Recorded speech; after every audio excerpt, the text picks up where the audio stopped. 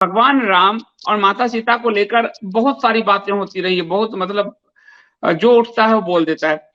माता सीता के प्रति या स्त्री जाति के प्रति भगवान राम का क्या, आपने रिसर्च किया, पुस्तक लिखी है, कैसा भाव था उनका?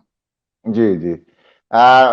संदीप जी, मैं यहीं से प्रारंभ करना चाहता था, जो आपने मेरे मुंह की बात छीन ली। भगवान राम का स्त्री के प्रति क्या व्यवहार था, क्या सोच थी उनको स्त्री को लेकर। 2017 में यह पुस्तक छपी थी पहली बार। इसके 6000 पुस्तकों का मैं निःशुल्क वितरण कर चुका हूं। 6000 निःशुल्क कर रहे हैं? जी, अभी भी कर निःशुल्क रहा हूं, वितरण निःशुल्क। कर रहे हैं? जी जी मैंने डॉक्टर बिल्कुल। साहब से कहा कि आप उपलब्ध करा दीजिए, तो बोले नहीं, मैं इसको सेल नहीं करूंगा, मैं इसको निःशुल्क वितरित करूंगा। इन्होंने मुझे जी खुद जी, ही कहा हुआ है। जी जी आपको याद है, बहुत बहुत धन्यवाद। तो मैं ये कह रहा हूं कि इसमें आप देखें, जो भगवान राम का जन्म होता है, 15 वर्ष के वो हैं, और 15 वर्ष के वो हैं तो विश्वामित्र उनको लेने के लिए आते हैं, क्योंकि ताटका नाम की राक्षसी जो है उनका यज्ञ का विध्वंस कर देती है बार बार। तो वो साथ चलते हैं और पीछे पीछे लक्ष्मण चले आते हैं। तो विश्वामित्र रास्ते भर समझाते हैं राम, देखना तुम्हारा स्वभाव बड़ा कोमल है और ताटका बहुत दुष्ट स्त्री है, देखना, दया मत कर बैठना उस पर। और सब कुछ सुन लेते हैं भगवान राम। और जैसे ही उस जनपद का नाम है करुष जनपद, जहां पर विश्वामित्र का यज्ञ चल रहा है, तो वहां जैसे ही वो पहुंचते हैं, ताटका सामने से आती है, भयंकर राक्षसी, और दौड़ती है भगवान राम की तरफ। भगवान राम धनुष प्रत्यंचा पर तीर चढ़ाकर कान तक खींच लेते हैं, और छोड़ने से पहले उनका मन कांप जाता है। तो लक्ष्मण कहते हैं, भैया क्या हुआ? तो कहते हैं, लक्ष्मण, ये स्त्री है, इसलिए अवध्या है। अवध्या मतलब जिसका वध नहीं किया जा सकता, और इसको मारने का कोई उत्साह मेरे अंदर नहीं है। विनिवृत्ताम करोम यद हृत कर्णाग्र नासिकाम न हे नाम उत्सहे हंतुम स्त्री स्वभावेन रक्षिताम वीर्यम चास्या गतिम चैव हन्यतामिति मे मतिः। यानी इसका अर्थ ये हुआ कि इसके नाक कान काटकर मैं इसको पीछे ढकेल देता हूं। वही जो शूर्पणखा के साथ हुआ था। ये स्त्री है और इसको मारने का उत्साह मेरे अंदर नहीं है, और जब मैं इस पर हमला करूंगा तो खाली मैं इसका जो पराक्रमन और गमन शक्ति, तेज चलती थी ताटका, बहुत तेज, तो इसकी गमन शक्ति को मैं नष्ट कर देता। यानी मेरे ख्याल से पांव तोड़ देते या कुछ ऐसा, जो भी हो, मारने का उत्साह नहीं है। ये स्त्री है, मैं इसको मारना नहीं चाहता। तब विश्वामित्र भागे भागे आते हैं और कहते हैं, अरे राम, ये वैसी स्त्री नहीं है जैसे तुम सोच रहे हो। इसने कम से कम 100 ऋषियों को खा लिया है, भोजन कर लिया है 100 ऋषियों का। यह सैकड़ों यज्ञों का विध्वंस कर दिया है। इसको मारने में कोई पाप नहीं है। तब भगवान राम तीर छोड़ते हैं, जो ताटका की छाती में लगता है, और वो वहीं गिरकर मर जाती है। ये थे भगवान राम स्त्री के बारे में। ताटका जैसी राक्षसी पर भी दया आ गई उनको, इतना। और सुनिए, एक बहुत प्रसिद्ध कथा है अहल्या की, हम आप सब जानते हैं, लेकिन वह कथा बहुत ही सुंदर ढंग से वाल्मीकि रामायण में। मैं जब वाल्मीकि रामायण पढ़ता हूं ना संदीप जी, तो वाल्मीकि जैसा कोई कवि नहीं। वाल्मीकि आदि कोई कवि ऐसा, तो ऐसी तो भाषा, ऐसी कथन शैली नहीं दिखी मुझे। कालिदास को लोग संस्कृत का सर्वश्रेष्ठ कवि कहते हैं। कालिदास ऋणी है, वाल्मीकि ऋणी है। पढ़ते हुए लगता है कि कैसे वाल्मीकि को फॉलो किया है, कैसे उनके पीछे चले हैं कालिदास। ऐसे हैं कवि वाल्मीकि। तो वो अहल्या का प्रसंग क्या है? अहल्या गौतम ऋषि की पत्नी थी। मैं विस्तार से आज बताना चाहता हूं इसका। ये समझने की चीज है। और इंद्र आता है, गौतम ऋषि तमसा नदी के पर स्नान करने चले जाते हैं। इंद्र आता है पीछे से गौतम ऋषि का वेश बनाकर। अहल्या समझ जाती है कि ये गौतम नहीं है, ये इंद्र ही। लेकिन हर व्यक्ति का मन कभी न कभी विचलित होता है, तो अहल्या का मन भी विचलित होता है। यह है बाल कांड में। देखिए, मैं यही तो विरोधाभास बता रहा हूं आपको। और वो समागम करती है इंद्र से। और उत्तरकांड में इंद्र द्वारा अहल्या का बलात्कार बताया गया। एक ही कवि ने कैसे ये अलग अलग चीजें लिखे, इसको हम लास्ट में, हाँ ये अपने उसमें लेंगे जब निर्वासन वाली बात हम दूसरी आज तो सिर्फ स्त्री के प्रति भगवान का जो भाव है उसको लेते हैं। जी जी जी जी, बिल्कुल बिल्कुल।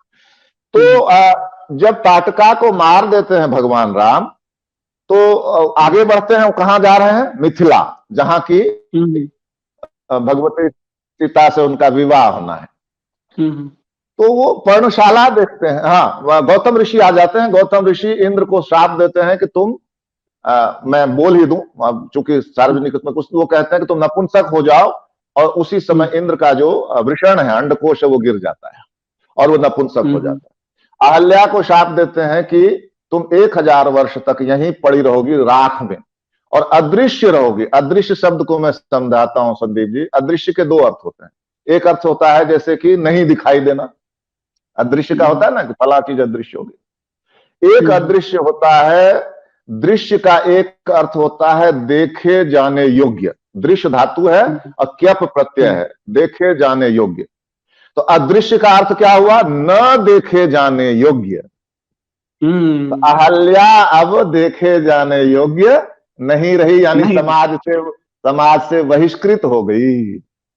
तो विश्वामित्र कहते हैं कि राम, पूरी कहानी सुनाकर, कि राम तुम चाहो तो अहल्या का उद्धार हो सकता है। जैसे ही भगवान राम सुनते हैं वैसे ही उस आश्रम में प्रवेश कर जाते हैं। अहल्या ने 1000 साल तक तपस्या की है। अपनी तपस्या से वो देदीप्यमान हो रही और प्रकाश फैला है चारों तरफ, तथापि वो किसी को नहीं दिखाई दे रही है। सिर्फ दिखाई दे भगवान राम को, भ्राता लक्ष्मण को और विश्वामित्र को, 3 जनों को, इसके अलावा और किसी को नहीं। तो भगवान राम जाते हैं और पांव छूते हैं अहल्या के, जिसको कलंकिनी कहा, जिसको पापिनी कहा पति ने, उस अहल्या के पांव छूते हैं। और पांव छूते ही वह अहल्या, बहुत ही जोरदार बात है, अदृश्य से दृश्य हो गई, न देखे जाने से देखे जाने योग्य हो गई। समाज की बहिष्कृता अहल्या समाज में प्रतिष्ठित हो गई। न देखे जाने योग्य अब देखे जाने योग्य हो गई, समाज में प्रतिष्ठित हो गई। गौतम ऋषि आते हैं, राम उनका हाथ गौतम ऋषि के हाथ में देते हैं। और आज जो पांच महिलाएं प्रातस्मरणीय हैं संदीप जी, कुंती, तारा, मंदोदरी, द्रौपदी और 5वीं है अहल्या, जो गौतम ऋषि के शाप से शापिता अहल्या थी, वो भगवान राम के कारण प्रातः स्मरणीय बन गई। 5 जो प्रातः स्मरणीय महिलाएं हैं। राघवो तू तदा तस्याः पादो जगृहीतुर्मुदा स्मरन्ति गौतम वचः प्रतिजग्राह साहितो। जब भगवान राम ने उनके चरण स्पर्श किए, अहल्या ने भी सत्कार किया, और इस तरह से वह पुनः, जब अयोध्या के राजकुमार ने ही स्वीकार कर लिया, तब कौन ऐसा था जो विरोध कर सकता था? तो ये भगवान राम ने प्रतिष्ठित किया अहल्या को वापस समाज में। और इसके बाद अगला जो बताता हूं वो तो और विलक्षण उदाहरण है, और वो है वाली का और सुग्रीव के आपसी संघर्ष का। वाली बड़ा भाई था, सुग्रीव छोटा भाई था। वाली बलवान था, सुग्रीव उतना बलवान नहीं था। किसी कारणवश सुग्रीव को वाली ने सुग्रीव को बाहर भगा दिया। बड़ी लंबी कथा है। वो एक मायावी नाम का राक्षस आया था, उसके पीछे वाली दौड़ा था, आदि आदि सभी जानते हैं। एक पत्थर लग, उसमें जाएंगे तो कथा बेवजह लंबी हो जाएगी। तो सुग्रीव को भगाने के बाद सुग्रीव की पत्नी का नाम था रूमा। रूमा, र छोटे ओ की मात्रा मां, रूमा। रूमा को वाली ने अपने पास रख लिया, उससे व्यभिचार करता था। अब भगवान राम की सुग्रीव से मैत्री हुई। भगवान राम ने, बिल्कुल सत्य है कि पेड़ की ओट से, वाल्मीकि रामायण में भी यही वर्णन है, पेड़ की ओट से मारा वाली को। लेकिन अभी तक हमारे सामने यही कथा है ना कि वाली मार खाकर गिर गया, तीर खाकर। नहीं, वाल्मीकि रामायण में ऐसा नहीं है। 2 सर्ग आगे ये पता चलता है कि वाली ने बड़े बड़े पत्थर उठाकर मारे भगवान राम को, वाली ने पेड़ उखाड़ कर मारे भगवान राम को। वाली का बेटा अंगद एक छोटी सी सेना लेकर गया था वहां, उस सेना ने आक्रमण किया भगवान राम पर, भगवान राम ने उसको भी खदेड़ दिया सबको, तब जाकर वाली गिरा नीचे। वाली है संस्कृत में। तो वाली ने गिरने के बाद जो प्रश्न किया, वो प्रश्न यह है कि राम, आपसे तो मेरी कोई शत्रुता नहीं थी, मेरी शत्रुता किससे थी? सुग्रीव से थी, तो आपने मुझे क्यों मारा? तो भगवान राम ने 5-6 उत्तर दिए हैं उनको, लेकिन जो सबसे पहला उत्तर है, और उस कहते हैं कि इस उत्तर के बाद मुझे तुमको अगला उत्तर देने की आवश्यकता भी नहीं है, मैं चाहूं तो ना भी दूं, लेकिन ये उत्तर क्या है कि तुमने अपने छोटे भाई की पत्नी रुमा के साथ जबरदस्ती की है। पुत्रवधू होती है छोटे भाई की पत्नी, और पुत्रवधू का अर्थ है पुत्री। भारतीय कानून में पुत्रवधू को पुत्री का दर्जा है। हमारे शास्त्र पुत्रवधू को छोटे भाई की पत्नी, भांजे की पत्नी, बेटे की पत्नी, भतीजे की पत्नी, जो भी पुत्रवधू है ये सब पुत्री है। तो पुत्री समान पुत्रवधू के साथ तुमने धर्षणा की है, जबरदस्ती की है, दुष्कर्म किया है, और यही एक कारण तुमको मारने के लिए पर्याप्त है वाली। मैं चाहूं तो इससे आगे का कोई कारण तुमको नहीं बताऊं। अस्य त्वम धर्माणस्य सुग्रीवस्य महात्मनः रुमायाम वर्तसे कामास्नुषायाम पाप कर्म कृत तद व्यतीतस्य ते धर्मात् काम वृत्तस्य वानर भ्रातृभाया भार्याभिमर्शनेस्मिन् दंडोयं प्रतिपादितः। तुमने अपने छोटे भाई की पत्नी का अभिमर्शन किया, वही अर्थ दुष्कर्म के अर्थ में अभिमर्शन किया, इसलिए मैंने तुमको यह दंड दिया है।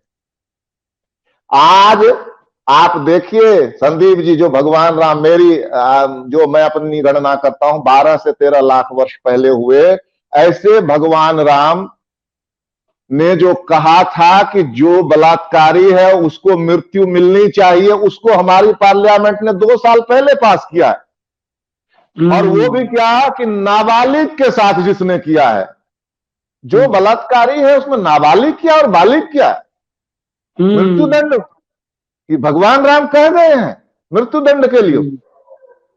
लेकिन वही बात है कि हमारा देश जो है वो शास्त्रों में, हमारे अपने शास्त्रों से कितना चलता है ये तो सब देखते ही। तो ये है, तो ये जो 3 उदाहरण मैंने आपको बताए, आप बताएं ताटका को मारने में उनकी आनाकानी, और अहल्या को पुनः प्रतिष्ठापित करना, रुमा को पुनः प्रतिष्ठापित करना। रुमा को का हाथ बाद में सुग्रीव के हाथ में देते हैं, सुग्रीव स्वीकार करते हैं उसको।